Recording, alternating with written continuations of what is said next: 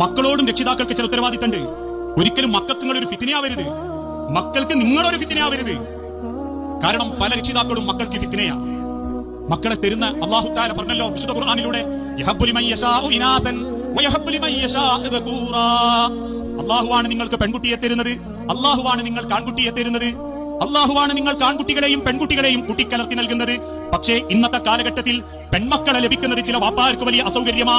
ഇല്ലെന്ന് പലരും വാശി പിടിച്ചാലും സ്വന്തം ആൺമക്കൾക്ക് പെണ്ണാലോചിക്കുന്ന സമയത്ത് 4 പെൺമക്കൾ മാത്രമുള്ള വീട്ടിൽ നിന്ന് പെണ്ണെടുക്കാൻ മുവഹിദായ മുജാഹിദായ പെണ്ണായ ഉമ്മാക്ക് മനസ്സ് തോന്നുന്നില്ലെങ്കിൽ, ഉമ്മമാരെ, ആ മനസ്സ് പെൺമക്കളെ നിങ്ങൾ അറപ്പോടെ വെറുപ്പോടെ പ്രശ്നമായി കാണുന്നത് കൊണ്ട് തന്നെയാ പടച്ചോൻ പറയുന്നത് ആണിനെയും പെണ്ണിനെയും പടച്ചോൻ ഒരുമിച്ച് തരുന്നതാണ്.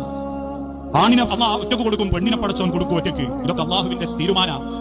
ഇന്ന് പെൺമക്കൾ ഉണ്ടെങ്കിൽ പെൺമക്കളോട് വേറൊരു സ്വഭാവം, ആൺമക്കളോട് വേറൊരു സ്വഭാവം. എല്ലാ രംഗത്തും അതുണ്ട്. സ്നേഹത്തിലുണ്ട്, സ്വത്ത് വീതം വെച്ച് കൊടുക്കുന്നതിലുണ്ട്, എന്തിനു കുടുംബത്തിൽ കുണ്ടടക്കുന്നിടത്ത് വരെ ഉണ്ട്. ഞാൻ പറയാറുണ്ട്, ഒരു ഉമ്മ കല്യാണത്തിനൊക്കെ പോകുമ്പോ ഒന്നിനെ തന്നെയാ കൂടെ കൂട്ടുക.